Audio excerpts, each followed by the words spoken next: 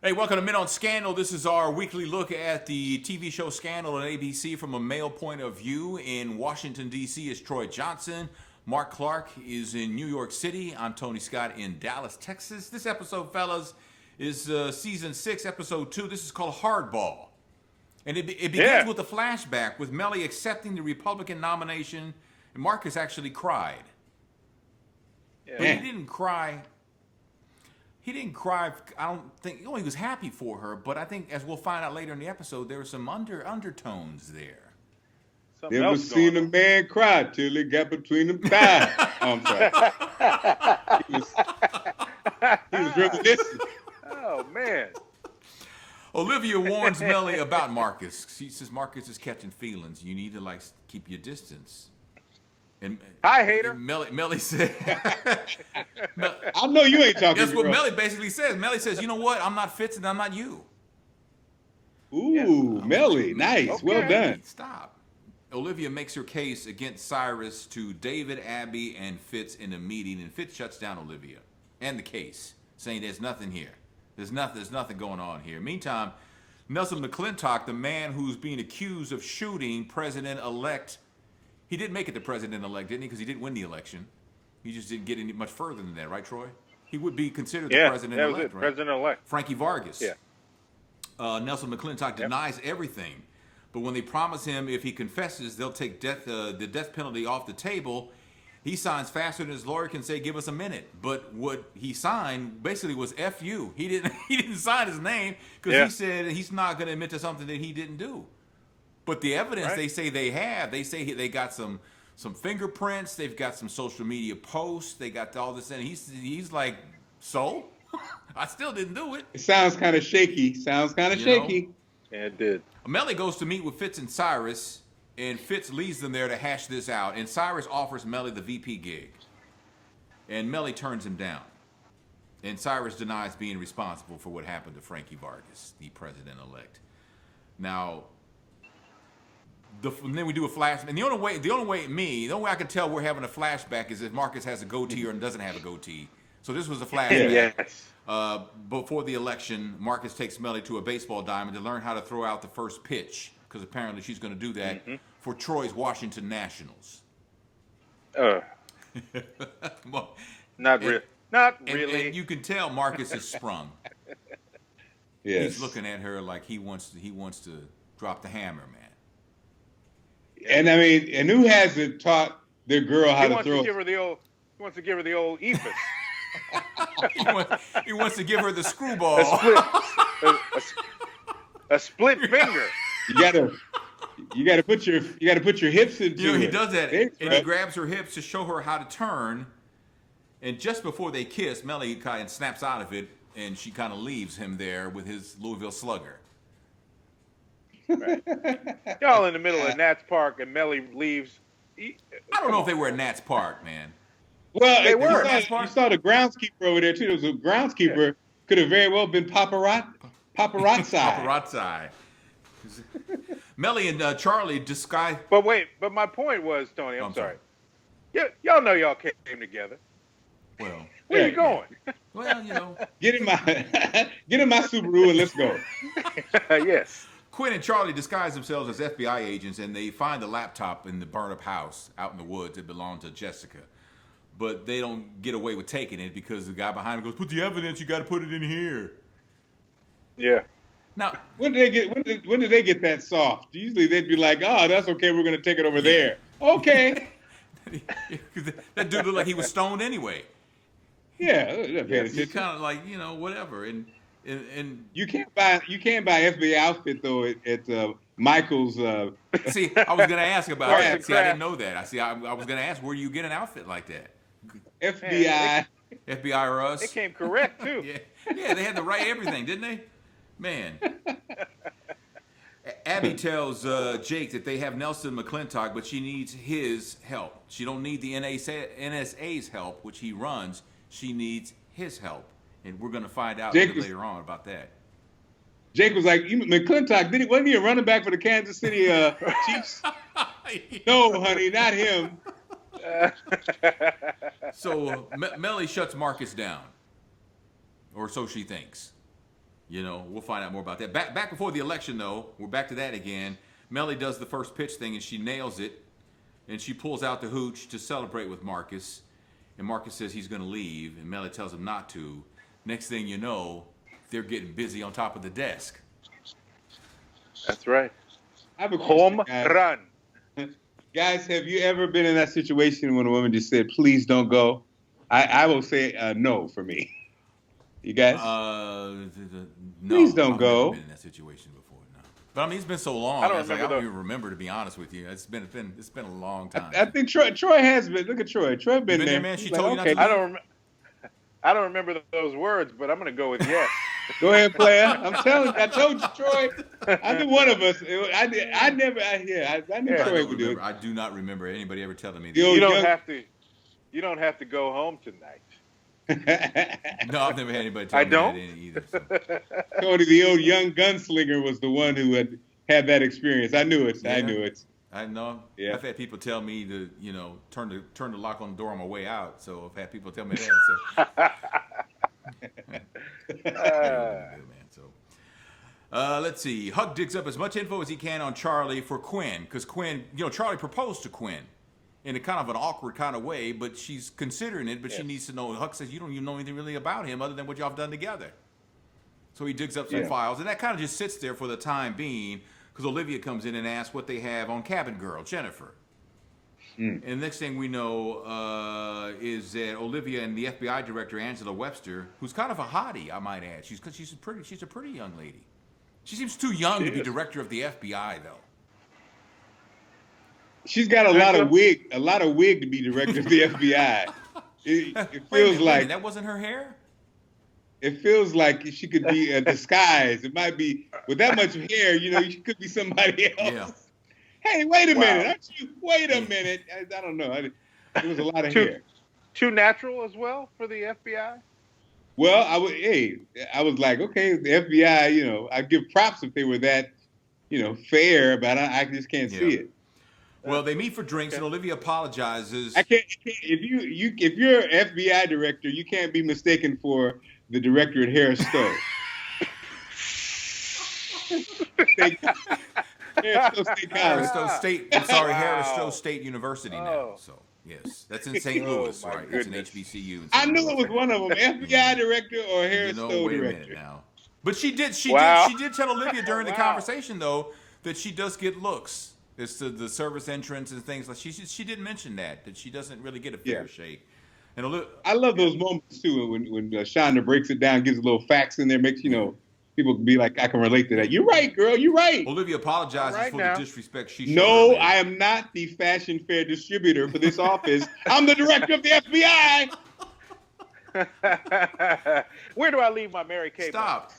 Oh man, so what? Mocha tan, okay, mocha chocolate. That's what I got. So they're having drinks. Huck is going through the FBI director's car. Angela tells Olivia that she and Fitz are not messing around. Her and Olivia, apparently they've got history.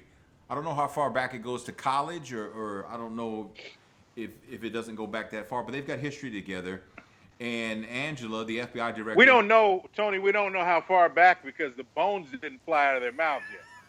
Oh, damn. She says that nothing... But they were right there, Nothing will ever happen between her and Fitz unless Olivia gives her the green light. And Olivia gives her that shocked, kind of surprised look, because what about the sister code? There's no sister code anymore, right? Once everybody found out about the sister code, it ceased to exist, or did that end with our generation? What's the deal with that? I don't know. It was weird. It was kind of a weird conversation. I was like, what is that? Is that how it's going down for real? And well, let's say this. First of all, she's wrong for saying, give me a sign. Yeah. And Olivia is wrong for not going, are you crazy? Because she's like, go for it. She just go for it. She could have just shut it down. Yeah, see, no.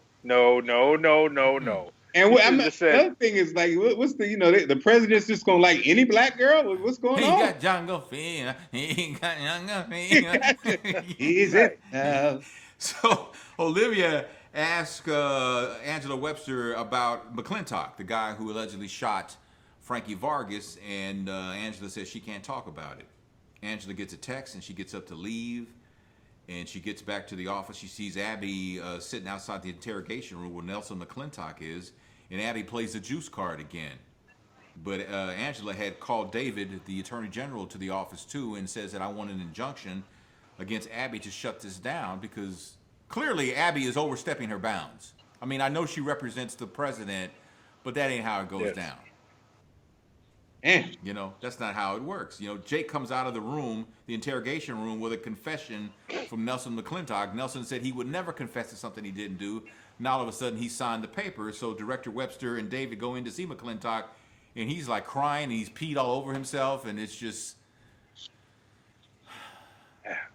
That was the saddest scene of the season so far. Yeah, that was like, damn, what did he tell him? What did he threaten him with? And he ruined a good pair of Chuck Taylors. He did ruin a good pair of Chuck. Because, you know, you can't get that out. You know, you say you can shout it out. You got to cuss that out, though. I mean, you know, you can't really shout that out, man. I'm just... Look here, McClintock. Look here. The Patriots are going to win. Olivia, Mellie, and David meet, and David says the Constitution is going up in flames. And the first thing I thought about when he said that was, wow, how poignant.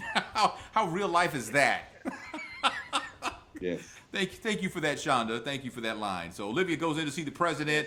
Abby says he's not in. Olivia warns Abby about the forced confession and how that's a mistake.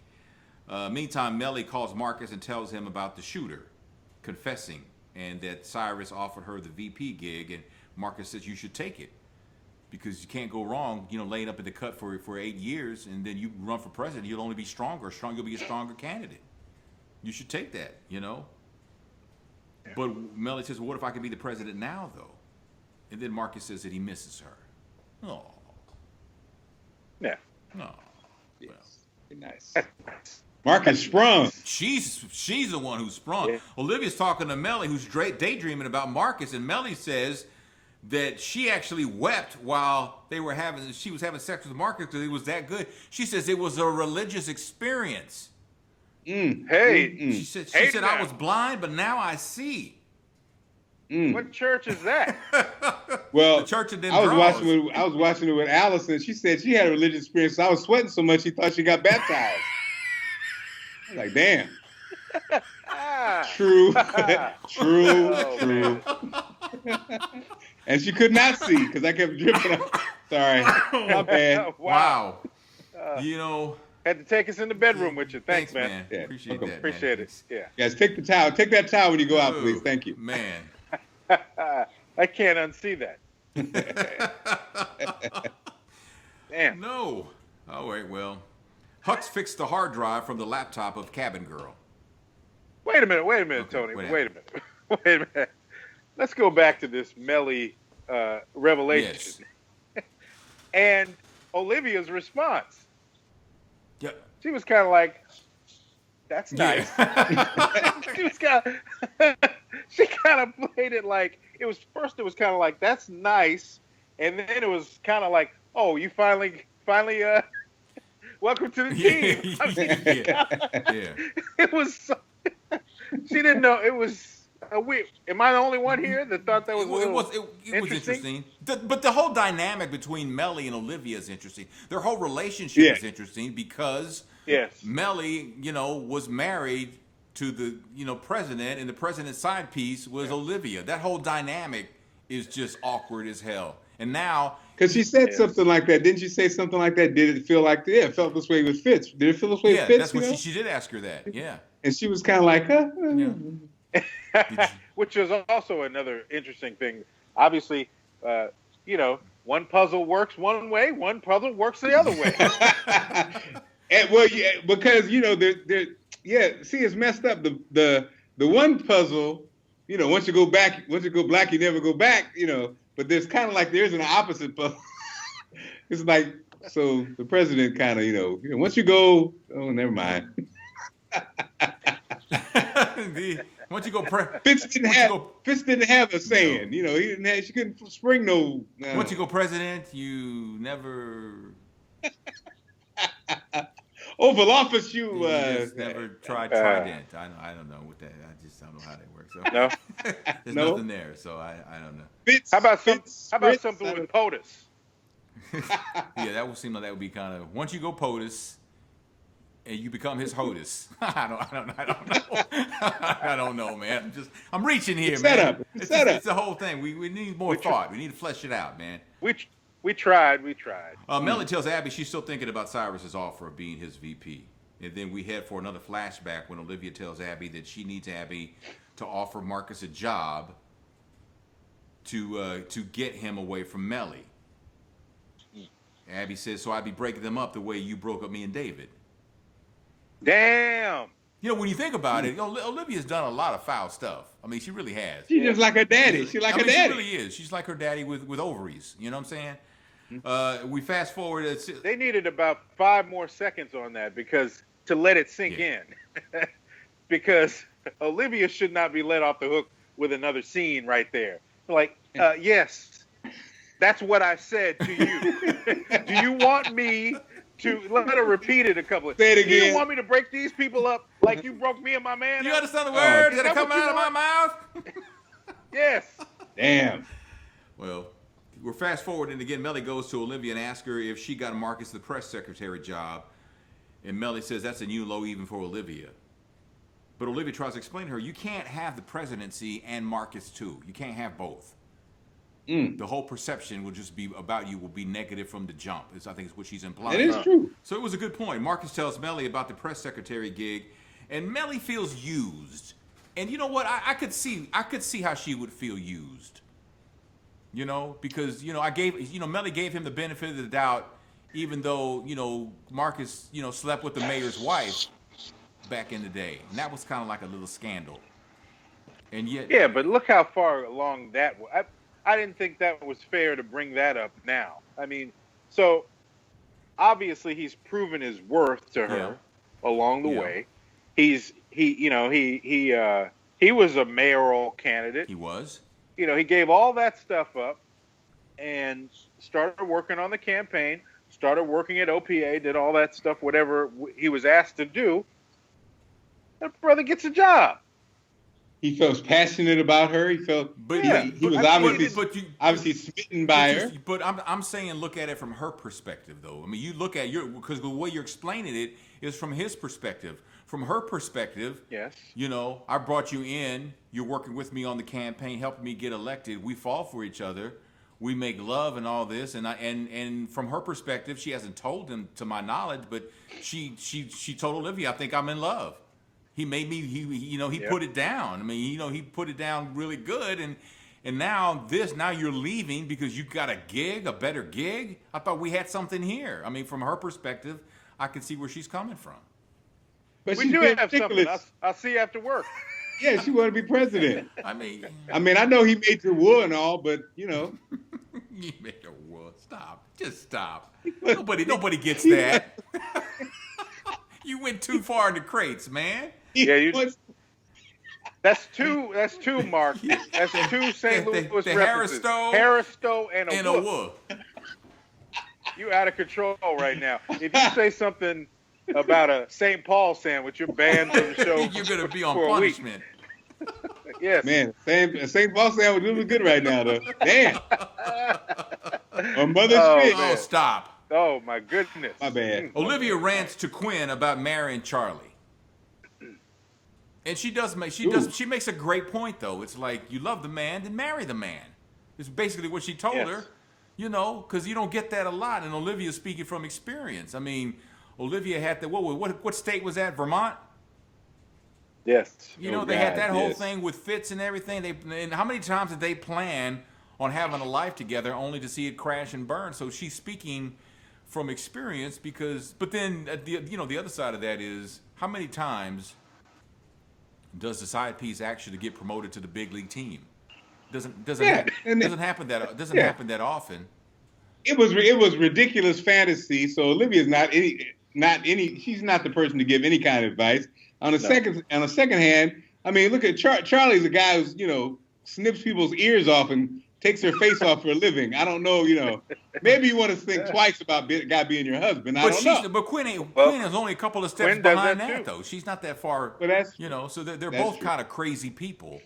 And I think Olivia. What about the irony of Olivia offering her saying marry this guy 5 minutes after she just told Mellie ruin somebody else's relationship. And maybe that's why she was telling Quinn that, you know. Nah. That might be why she said that. So, yeah. At Frankie Vargas's funeral, Olivia and Cyrus lay eyes on each other, and that wasn't good. Mellie goes to see Fitz, and she goes to see Marcus, and she leaves before she sees either one of them. So she goes to see Olivia. And while they're talking, Huck tells Olivia, I've got a video from Jessica's laptop that I need you to see. And Olivia sees it and takes the footage to Fitz, who at the time is entertaining the FBI director, Angela Webster, on the front porch. Which to me, I said this last season, is like, they don't entertain on the front porch of the White House. They don't entertain on anything. It's a safety issue. Stop doing that. But he's got her out there. You know, he was showing her the Doberman pictures they just got. Entertained. Yes. Those are two of our, that's Demon and Desmond are two Doberman pictures. And if you look over there, you see the big chair. Yes. The big chair. And you look further over there, you see where John... I'm sorry, okay. See you fumble the ball. Fumble! Man. Wow. He asked her if she wanted to put her hands on the first crotch. Hey! But apparently this video is of Frankie Vargas and Cyrus. Very farms over there. Wow. A video of Frankie Vargas and Cyrus arguing, and Frankie telling Cyrus that he's going to lock him up. Fitz calls the attorney general to say, you know what, we need to look at Cyrus. That's what the phone call's about. Isn't that circumstantial evidence, though? Yeah, but it's pretty strong, man. I mean, when I'm elected president, the first thing I'm going to do is get you, take you locked in that. Well, you know what we're going to have to find? We're going to have to see more of those 5,000 videos that are on this laptop to see what is it that they were fighting. We don't know what they were fighting about. What were they having an argument? You know what it was? What? I bet you. What I thought was that Vargas found out how he catapulted into the public sphere. Okay. You know, that you know, Cyrus set up that situation in Pennsylvania where Vargas saved that police officer, right? He's behind that. Okay, so that's what that's about. Okay, right. When he got shot. Yeah, that's what I was thinking. That's a great point. Yeah, okay, I see that. Yeah. Well, you know what? So we'll have to see, you know, if the case can be made for that. So now what do you do with this confession that you have from Nelson McClintock? Yeah, I don't know. It's like that's going to be the interesting thing. It was coerced. We can find out it was coerced. Yeah, that's not a real confession. I mean, damn. Yeah, but are we going to find out it was coerced before Nelson harms himself in that jail cell? You know, so we'll have to see what happens with it. You know, jail cells on this TV show. I don't know. Well, but that's the episode. This doesn't work out well. This episode, I paid particular attention to see they made extraordinary efforts to hide the pregnancy, as they should, because it's not part of the storyline, part of the plot. But they were like, you know, the big covers and the angles and shooting her from, you know, here up and, you know, and stuff like a lot of close-ups, things like that. So, but it's what happens when you're trying to, you know, keep that out of the storyline. So it's like the Scandal good old days. Yeah. So it seems like Olivia comes off as crazy because she'll go into Fitz's office demanding the opposites like 3 times in a row. I want this. I want that. I want this. It's like, okay, all right. You know what I mean? Like, okay. But you know, and the funny thing though is that she doesn't have that kind of pull anymore. But well, you know what but happens. she had it in the palm of her hand at one point. Remember when she was living at the Oval? Man, you know how it is. Once you get too much milk, you get full. You don't want the milk anymore. Huh? What happened? I don't know. I think I was trying to allude to the fact that, you know, you get the milk for free, but we're past that. We're way past that. A lot of milk there was a lot of milk that was consumed. Free. Jeez. Man. Man. I sometimes I just don't know, but that's the beauty of what we do. So, but that's the episode called Hardball. If you like it, and I hope you did, I hope you share it and post it on your blogs. If you like milk, make sure you share it. Feel free to post it on your blogs and Tell folks about us at menonscandal.com, and, appreciate any input that you have. It's positive, it's negative, Stop. Any joke writers, feel free to hit us up. We're back. We're back. I'm sorry, I'm sleepy, guys. I'm sorry, my bad. Man. I'll be fresh next week. Okay, well, there you go. That's Mark Clark in New York City. That's Troy Johnson in Washington, D.C. I'm Tony Scott in Dallas. Thanks for checking out Men on Scandal, and we will see you next week.